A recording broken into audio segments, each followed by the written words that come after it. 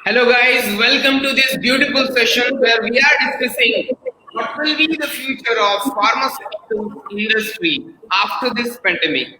Today, our guest is a very special guest tonight at our channel is none other than principal of Nagpur College of Pharmacy and उन्होंने अपना ये time दिया है दोस्तों very short session के लिए। तो मैं जल्द ही उन्हें बुलाने वाला हूँ। पहले आपको इंट्रोडक्शन दे देता हूँ आज के टॉपिक के लिए हम क्या क्या डिस्कस करने वाले हैं एंड उन्हें वेलकम करेंगे। ओके, सो आज का जो टॉपिक है दोस्तों, आज का जो टॉपिक है हमारे साथ वो है फ्यूचर ऑफ फार्मास्यूटिकल इंडस्ट्री।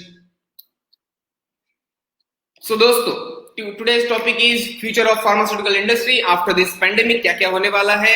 आज के जो हमारे गेस्ट है दोस्तों, guest tonight is none other than doctor Ravi कलसेट, principal of Nagpur college of pharmacy. अगर आपको नागपुर कॉलेज ऑफ फार्मेसी के बारे में जो भी डिटेल जाननी है सो आप ncpngp.com में जा सकते हैं। दोस्तों, आज हम कुछ ऐसे टॉपिक डिस्कस करने वाले हैं जिसके थ्रू हम ये जानेंगे कि आने वाले वक्त में फार्मास्यूटिकल्स में क्या हमें स्कोप मिल सकता है, या फिर कुछ लोग अगर फार्मेसी की तरफ जाने वाले हैं, सर्विस, प्रोडक्ट एंड कैसे हमारी हेल्थ हम after this Covid, after this pandemic अच्छी रख पाएंगे। ये सारी चर्चा हम करने वाले हैं टुडेज सेशन में, जहां पे हम बहुत सारे टॉपिक, ये क्वेश्चन हम सर को पूछने वाले हैं। सो वक्त ना गवाते हुए हम शुरू करते हैं ये सेशन।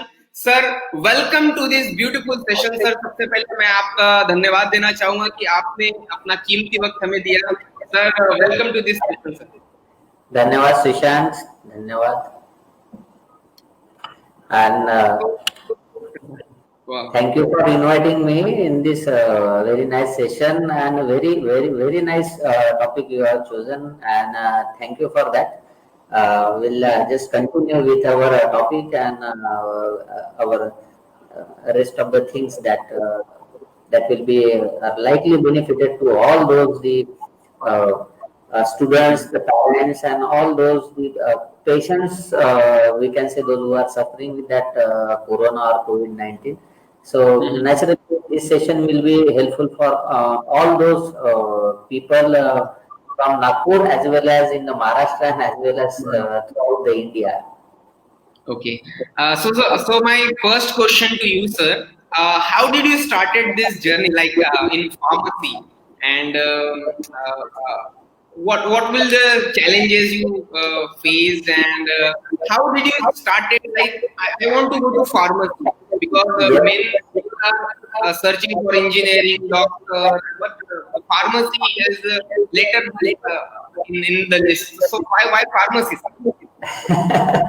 एक्चुअली बहुत बार लोगों को कंफ्यूजन रहता है कि फार्मेसी यानी सिर्फ एक दवाई की दुकान ही डालना है, और बहुत सारे लोगों को यही एक कंसेप्ट है कि फार्मेसी यानी एक डिप्लोमा करना या डिफार्म करना और एक फार्मेसी की दुकान डाल देना।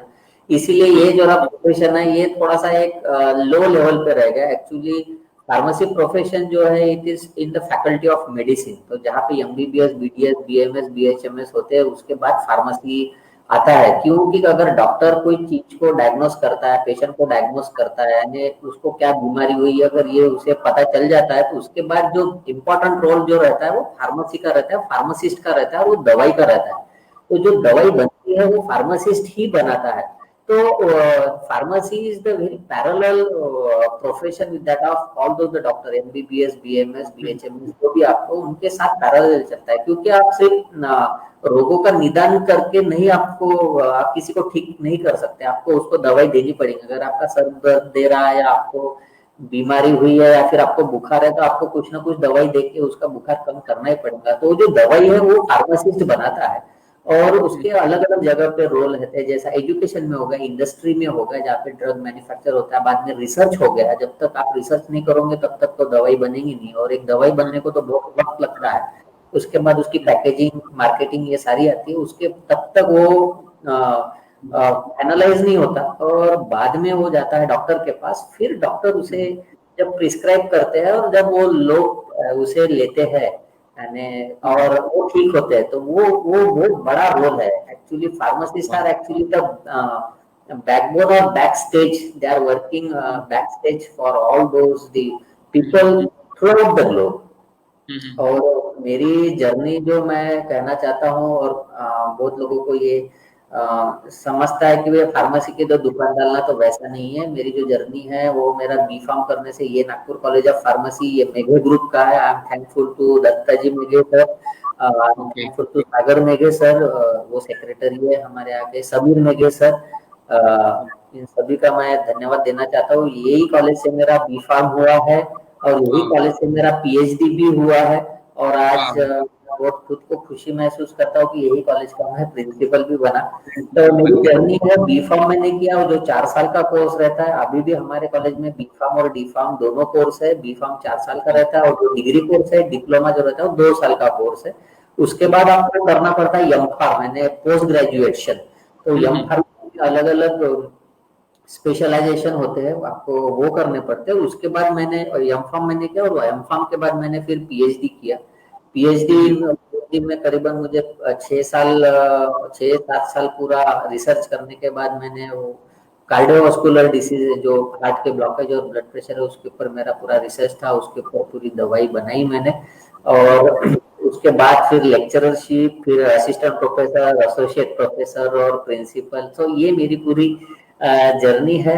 और ये एक एकेडमिक्स की जर्नी है फार्मासिस्ट के लिए। दूसरा जो आप दवाई की दुकान बोलते हैं, वो एक जर्नी है। तीसरा इंडस्ट्री में जाइए, इंडस्ट्री में बहुत सारा स्कोप है, और अभी इसमें तो इंडस्ट्री में कभी कोई यही नहीं है, रिसेशन आएगा ये आएगा, ऐसा कुछ नहीं है। फार्मेसी के लिए बहुत सारे जॉब्स और अपॉर्चुनिटी बहुत है, और ये प्रोफेशन एवरग्रीन प्रोफेशन, ये कभी नीचे नहीं जाता। बाद में रिसर्च जो है, दवाई में रिसर्च करना पड़ता है, वो एक ये आता है। तो इस तरह से एक मेरी छोटी सी जर्नी है। वाह sir, such a great journey. Sir, मेरा दूसरा सवाल आपसे ये रहेगा कि देखिए, कोविड के अभी कोविड पैंडेमिक शुरू है, एंड फिर भी हम इतने मतलब 21st सेंचुरी में हैं, हमारे पास बेस्टेस्ट डॉक्टर है, बेस्टेस्ट मेडिसिन का सब कुछ है, फिर भी ऐसे कुछ पैंडेमिक आ जाता है एंड हम still struggling to make medicine. See, मैं ये क्वेश्चन नहीं उठा रहा हूँ कि आपका नॉलेज या आपका रिसर्च में या फिर आपकी क्वालिफिकेशन में कोई कमतरता है, लेकिन फिर भी हम मेडिसिन अभी तक का एक प्रॉपर मेडिसिन क्यों नहीं बना पाए हैं? If it is a eligible question. ये बहुत ही अच्छा आपने क्वेश्चन पूछा, और बहुत लोग यही चाहते हैं। बहुत लोग मुझे भी फोन करते हैं, जो मुझे मिलते बोलते, सर कोरोना पे अभी तक दवाई क्यों नहीं है? मेरा सभी नागपुर के लोग, महाराष्ट्र के या पूरे इंडिया के या फिर थ्रूआउट द ग्लोब, मेरे सभी लोगों से यही कहना है कि दवाई बनाना इतना आसान नहीं है दोस्तों।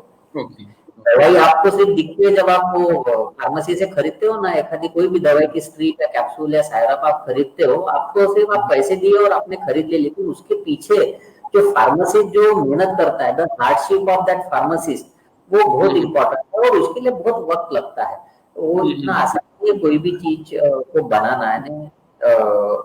दवाई एक बनाने के लिए बहुत अथक परिश्रम और अथक मेहनत और रिसर्च लगता है। अभी कोविड-19 पेंडेमिक में भी जो आपने जो क्वेश्चन पूछा कि अभी तक दवाई क्यों नहीं आई, तो कैसा है कि ये जो कोरोना जो वायरस है या कोविड-19 हम जिसे कहेंगे, ये अभी हमारे लिए नया है।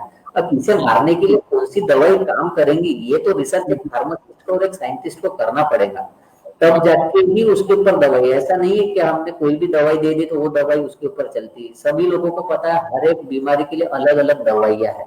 तो ऐसे ही इस दवाई के लिए भी दवाई जो अभी भारत से रहा, बाकी जो फार्मास्यूटिकल इंडस्ट्री जो वैक्सीन की बात कर रहे हैं, रशिया ने भी वैक्सीन बनाया, यूएस ने भी, लेकिन सभी को मैं कहना चाहता हूँ कि भारत इज द नंबर 1।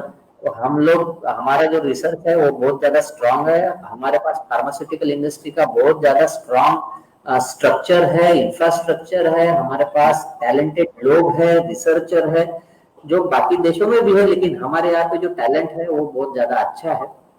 तो नेचुरली इसकी दवाई आएंगी, लेकिन वैक्सीन बनाना तो ठीक है, वैक्सीन तो बन जाएंगी, थोड़ा सा रिसर्च करके वैक्सीन बन जाएंगी, लेकिन उसकी जो ह्यूमन पे टेस्ट होता है वो इम्पोर्टेंट है। कैसा वैक्सीन बना दिए लेकिन काम ही नहीं कर रही है, तो उसमें तो कोई मतलब नहीं है। तो जो टेस्ट के लिए रिसर्च लगता है और जो वॉलंटियर्स लगते हैं, वो उसके लिए ही हमारे थोड़ा सा वक्त लगता है कोई भी मेडिसिन आने के लिए। और एक सिंपल सभी लोगों को मैं बताना चाहता हूँ, एक जो आप गोली खरीदते हो फार्मेसी से या फिर आपको एक डॉक्टर लिख के देते हैं, वो गोली के पीछे का जो रिसर्च है वो मैन्युफैक्चरिंग तक और आपके पहुंचने तक कम से कम 10 साल का रिसर्च लगता है, तब जाके वो मार्केट में आती है और तब जाके आप सेफली वो दवाई खाते हो।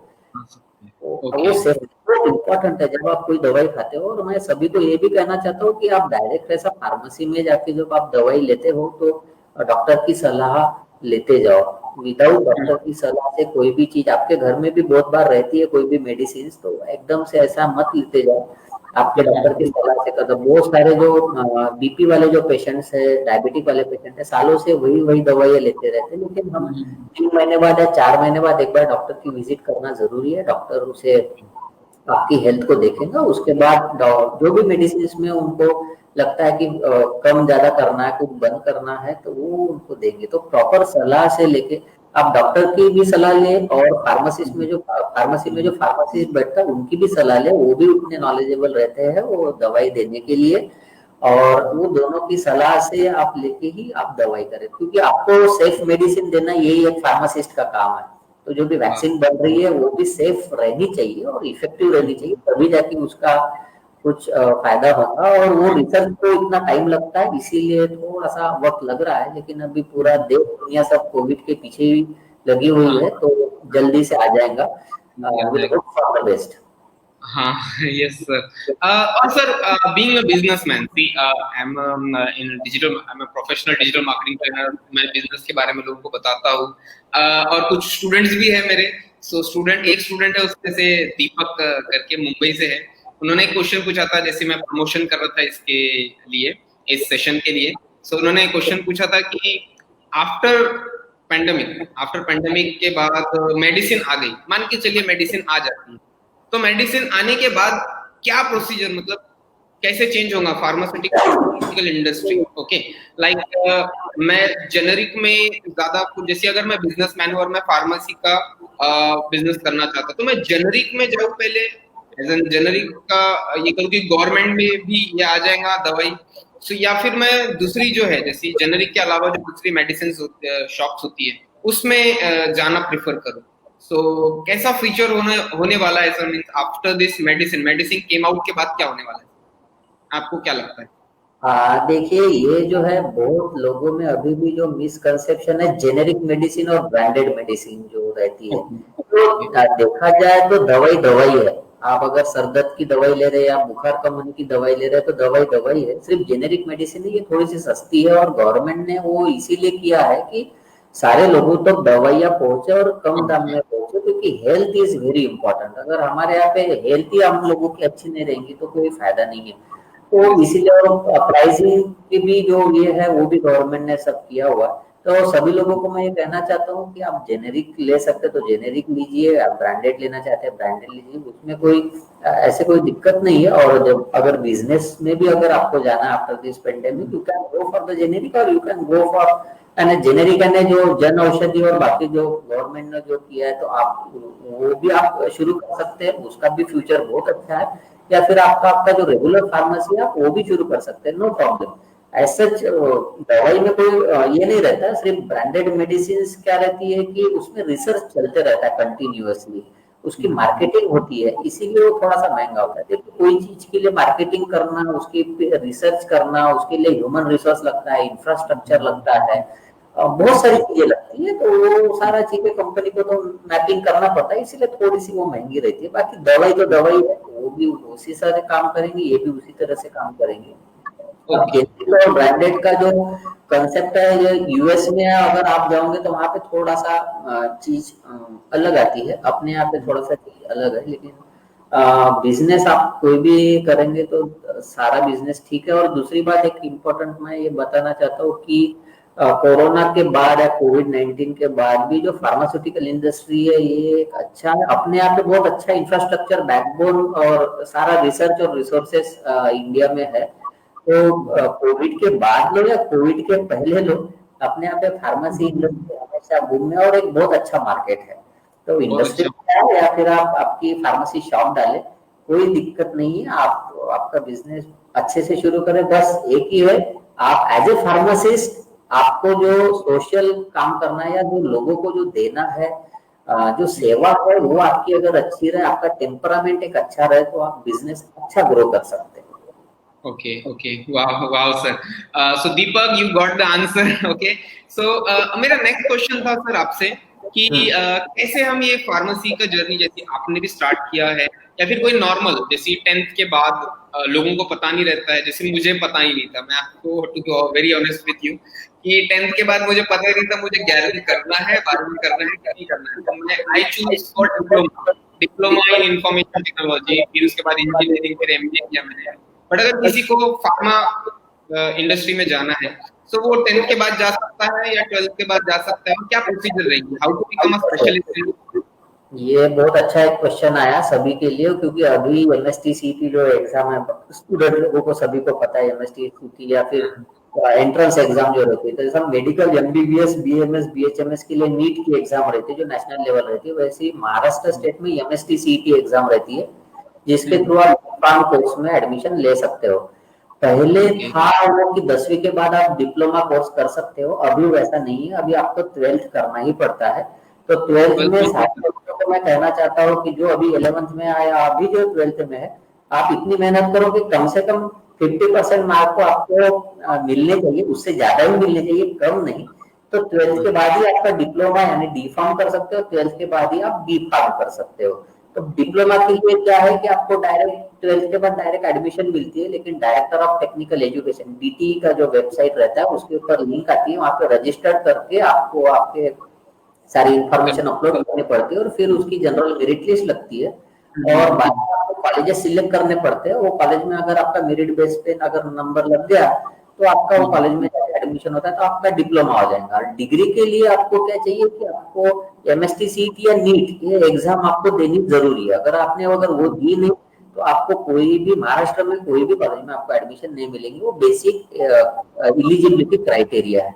तो इसमें आपको बी फार्म में जैसा अलग अलग कैटेगरी के लिए तो एक कम से कम 50% मार्क आपको चाहिए। पीसीबी या पीसीएम जो रहता है ग्रुप, तो पीसीबी या पीसीएम कोई भी ग्रुप रहा तभी भी चलता है, लेकिन आपको 50% मार्क चाहिए। यानी 50, मैं पूरा क्राइटेरिया नहीं बता रहा, एटलीस्ट 50% मार्क आपको उसमें चाहिए। और एमएसटीसीटी यानी ये जो एंट्रेंस एग्जाम है ये दी हुई चाहिए। और उसके बाद आप रेगुलर एडमिशन प्रोसेस में जाके कॉलेज का नाम सिलेक्ट करके कॉलेज बेसिस पे आपको मिलता है। तो ये एंट्रेंस हो गया फार्मेसी में आने के लिए। और फिर उसके बाद तो फिर एमफिल पीएचडी तो फिर आपके ऊपर है, आपको किस दिशा में जाना है।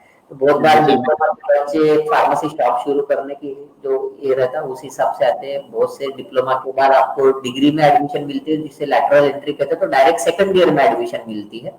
तो इस तरह से वो सारा प्रोसेस है। तो 10वीं के बाद नहीं होता, वो बंद हो चुका है। 12th के बाद ही आपको डिप्लोमा भी करना है, तो 12th के बाद डिग्री भी करना है तो भी 12th के बाद। डिप्लोमा 2 साल का है और डिग्री आपकी 4 साल की। 4 साल। वाह वाह वाह। सर जैसे आपने मिथ को दूर कर ही दिया है, मेरा नेक्स्ट क्वेश्चन उसी में था कि myth of pharma medicine journey and the branded one.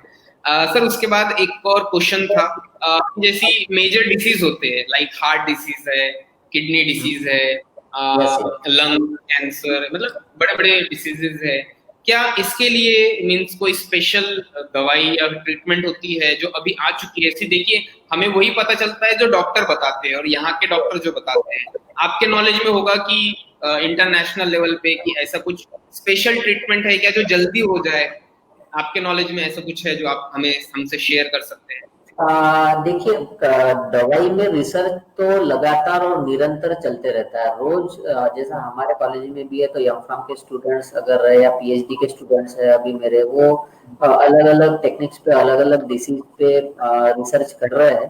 तो दवाई बनाने का जो ये है तो रिसर्च तो कंटिन्यू चलते रहा। अब जो रहा बेसिक ये है जो मेजर डिसीजेस है, तो नेचुरली अभी through out the globe number 1 killer is cardiovascular diseases. तो जितने भी कार्डियोवास्कुलर डिसीजेस है ना, जिसमें आपका कोरोनरी आर्टरी यानी जो ब्लॉकेजेस आते हैं जिसमें हम एंजियोग्राफी एंजियोप्लास्टी करते हैं, तो ये जो कार्डियोवास्कुलर है हार्ट अटैक, तो ये नंबर 1 किलर है। उसके बाद फिर कैंसर का नंबर आता है और उसके बाद फिर बाकी जो डिसीजेस है उनके नंबर आते हैं। तो मेजर डिसीज अगर अभी यहाँ पे आप अगर फोकस करना चाहोगे तो कार्डियोवास्कुलर डिसीज यानी हार्ट से रिलेटेड यानी आपके हृदय से रिलेटेड जितनी भी बीमारियां है वो, और दूसरा जो है कैंसर से रिलेटेड जो बीमारियां है वो। तो इस सब के लिए दवाइयां already through out the globe available है, कहीं जाने की जरूरत नहीं है या कोई ज्यादा उसके टेंशन लेने की जरूरत नहीं है। दवाइयां ऑलरेडी अवेलेबल है और उसके ऊपर रिसर्च चल रहा है, निरंतर कुछ नई नई दवाइयां आ रही है। तो और ये कोरोना या कोविड-19 पेंडेमिक में आपकी अगर आप बहुत से पेशेंट आज अगर आप 10 घर अगर देखोगे तो उसमें से 8 घरों में आपको बीपी वाले और शुगर वाले पेशेंट आपको मिलेंगे। लोगों ने हाँ, तो उन लोगों ने अपनी खुद की जो प्रिकॉशंस जो लेनी है वो बराबर लेनी है। आपका डॉक्टर का कंसल्ट आप बराबर करें और आपके फार्मासिस्ट से भी आप बराबर कंसल्ट करें ताकि आपको दवाइयाँ बराबर मिल सके और आप बराबर उसे ले सके। बहुत बार होता है कि बीपी की गोलियां बहुत लोग खाते हैं लेकिन खाना है इसलिए खाते हैं। ऐसा है कि अगर बीपी की गोली अगर दी है आपको अगर बोला है कि दिन में 2 बार, तो दिन 24 घंटे का होता है। लोग 12 घंटे कंसिडर करते हैं, दिन में 2 बार आने, सुबह सुबह जो दिन का उजाला उसमें 2 बार, वैसा नहीं है। आपको दिन में 2 बार आने 12 घंटे बाद दूसरी दवाई लेनी है, दिन में 3 बार आने 8 घंटे के अंतर के बाद आपको गोली लेनी है। तो अगर आपका प्रोसेस बराबर फॉलो करो तो आपकी हार्ट जो ये है ब्लड प्रेशर है या फिर आपका शुगर लेवल है वो बराबर मेंटेन रहे। अगर आपको डॉक्टर के पास जाना उतना सहज नहीं होता तो आप आपके फार्मासिस्ट के पास जा सकते हैं, फार्मासिस्ट आपको हेल्प करेगा। मैं खुद काउंसलिंग करता हूँ, बहुत से लोग मुझे आते मिलते हैं, उनको मैं बताता हूँ कि वो हमारा बीपी तो कम होता ही नहीं, तो उनको जो दवाई जो डॉक्टर ने लिख के दी हुई है दिन में 2 बार या 3 बार, तो वो उसको बराबर लेते नहीं है, इसीलिए उनका बीपी या शुगर कंट्रोल नहीं होता। तो उसे बराबर टाइम से और जैसा डॉक्टर ने कहा उस तरह से लीजिए तो आपका कोई ज्यादा तकलीफ वाला काम है नहीं। और कोरोना 19 पेंडेमिक में जो बीपी वाले जो लोग हैं या जो शुगर वाले जो लोग हैं उन्होंने उनकी खुद की स्पेशल प्रिकॉशंस लेनी चाहिए। बाहर जाएंगे तो मास्क लगाइए और जो डिस्टेंस मेंटेन करना है 6 फीट का डिस्टेंस मेंटेन करना है वो कीजिए, गर्दी मत कीजिए। बहुत बार मैंने देखा है कि लोग मास्क तो पहनते हैं लेकिन जब उनको छींक आती है तो मास्क नीचे करते और छींकते हैं। तो मैं ये कहता हूँ कि यार आपने तो पूरा सिस्टम को बिगाड़ दिया। आपको छींक आई है तो आप मास्क में छींकिए ताकि वो कोरोना वायरस अगर होगा तो बाहर स्प्रेड नहीं होगा। तो लोगों को ये थोड़ा सा अवेयरनेस देना जरूरी है। तो इस हिसाब से आप आपकी प्रिकॉशंस ले सकते हैं। और बाकी जो हम जो जिनको नहीं है कोई डिसीज तो उनके लिए तो जो रेगुलर जो गवर्नमेंट ने जो दी हुई है कोरोना के लिए जो प्रिकॉशंस वो करनी है। जो डायबिटिक और हार्ट पेशेंट है तो उन्होंने अपनी दवाइयां बराबर लीजिए, आपकी प्रिकॉशंस बराबर लीजिए। जो एजेड लोग हैं वो घर से बाहर अगर बहुत जरूरी है तभी बाहर निकले, नहीं तो आपके घर में ही सुरक्षित रहे। क्योंकि हार्ट और डायबिटिक पेशेंट में इम्यूनिटी थोड़ी सी कम हो जाती है, एज अगर होता है उसमें इम्यूनिटी कम होती है, तो अगर ये इन्फेक्शन हुआ तो ज्यादा फैल सकता है, तो ज्यादा डेंजरस है। तो इसीलिए अपना प्रिकॉशंस लेना वो बहुत ज्यादा जरूरी है। और उनके भी जो जिनके घर में ऐसे पेशेंट है तो वो वहां पे जितने भी लोग हैं जो बाहर नौकरी के लिए जाते हैं तो उन लोगों ने भी खुद की प्रिकॉशंस करनी चाहिए ताकि आप कैरियर होके उनको ट्रांसमिट न कर सके। भले वो बाहर नहीं गए लेकिन आपके थ्रू उनको हो सकता है।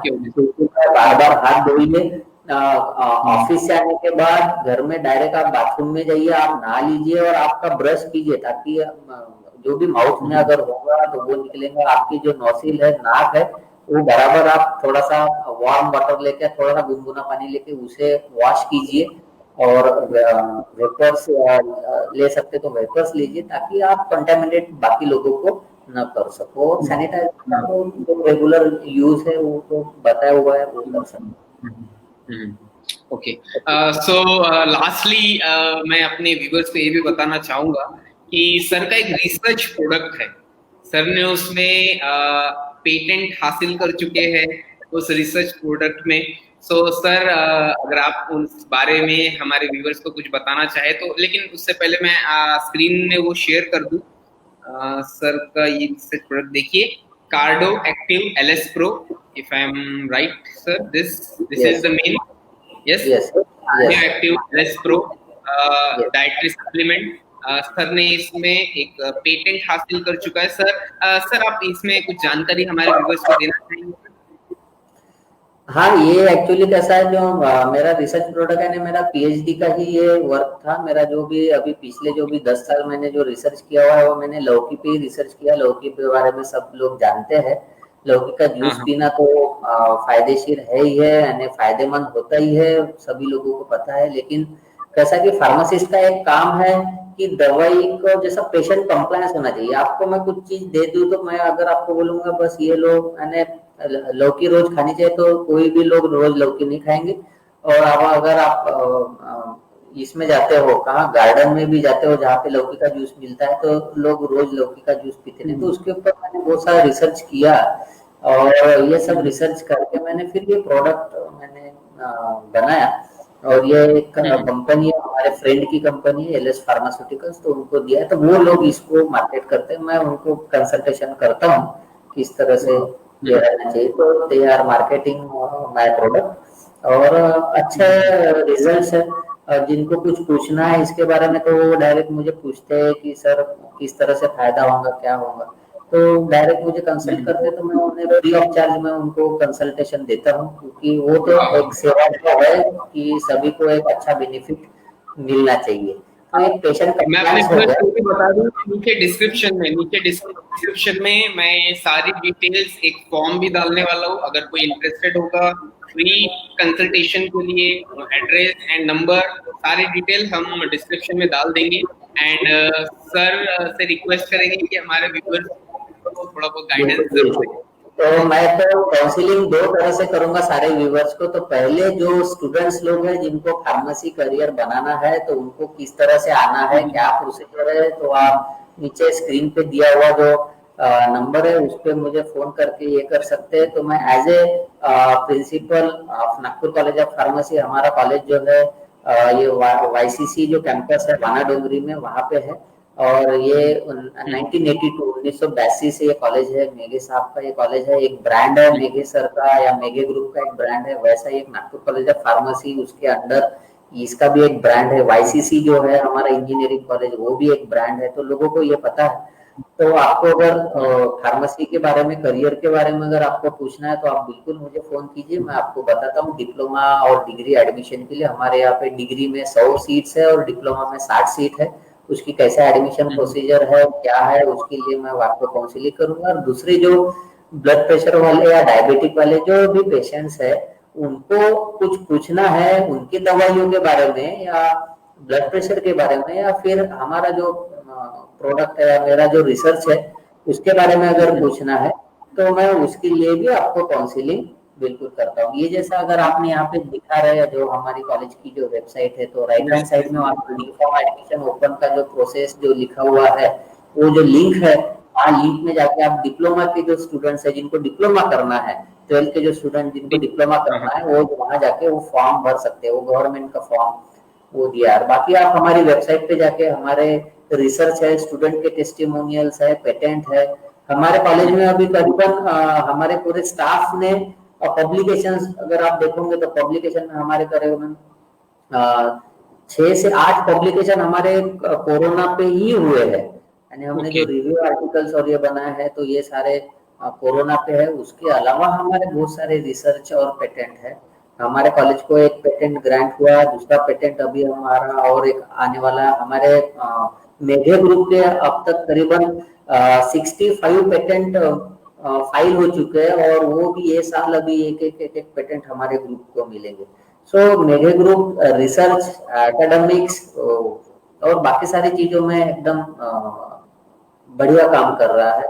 और वैसे रिसर्चर भी यहाँ पे, ये मेघे ग्रुप का जो टेस्टिमोनियल्स है, ये अगर आप स्क्रीन में देख रहे होंगे, तो हमारे यहाँ इंजीनियरिंग है, हमारे यहाँ फार्मेसी है, हमारे आयुर्वेदिक है, हमारे यहाँ पे मेडिकल एमबीबीएस है, हमारे यहाँ पे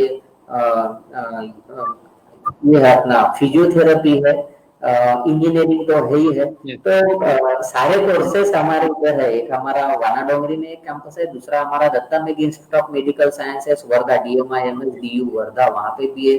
तो वो तो डीम्ड यूनिवर्सिटी है, वहाँ पे भी हमारा फार्मेसी कॉलेज है, Datta Meghe college of pharmacy, आप वहाँ पे भी एडमिशन ले सकते हो। वहाँ पे मेडिकल कॉलेज है, फिजियोथेरेपी है, डेंटल है, आयुर्वेदिक है, सारी चीजें। तो मेघे ग्रुप में, इन अंडर मेघे ग्रुप हमारा एजुकेशन फील्ड में सारी चीजें हैं। We are giving better to and we are serving very good to all those students. अगर देखेंगे एसओएस जो स्कूल ऑफ स्कॉलर है वो भी हमारा मेघे ग्रुप का है, and we are doing very well.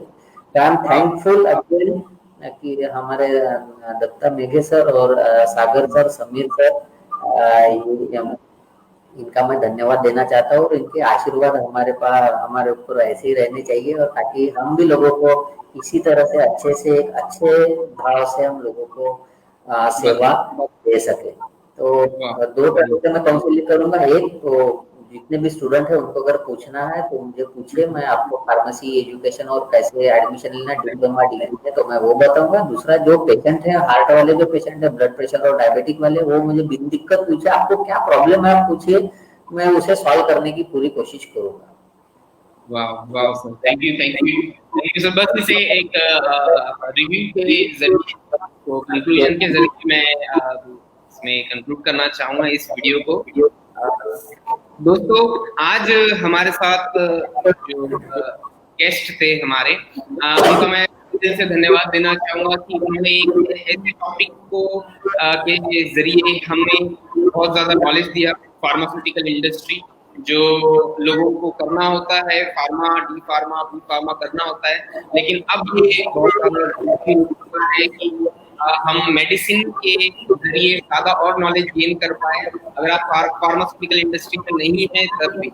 सो आज का ये टॉपिक हमारे गेस्ट जो थे आज के, डॉक्टर रवि कंसोट sir, principal of Nagpur college of pharmacy. आप इसके जरिए बहुत ज्यादा और भी नॉलेज ले सकते हैं वेबसाइट में www.ncpngp.com, Nagpur college of pharmacy की जो ऑथेंटिक साइट है। इसके बाद हमने आज डिस्कस किया how did we started journey, कोविड-19 मेडिसिन के बाद क्या होने वाला है, कैसे कोविड-19 मेडिसिन आ सकती है मार्केट में, how someone can become a pharma specialist, myths क्या है, हमने सारे इसमें डिस्कस किया कि स्पेशल ट्रीटमेंट क्या हो सकता है किसी चीज का, एंड देन एनी सजेशन। तो सर ने हमें बहुत अच्छे सजेशन दिए हैं। दोस्तों, अगर हम मिस हो जाता है तो आप क्वेश्चन आंसर भी क्वेश्चन पूछ सकते हैं, हमें उसका आंसर हम बखूबी देंगे।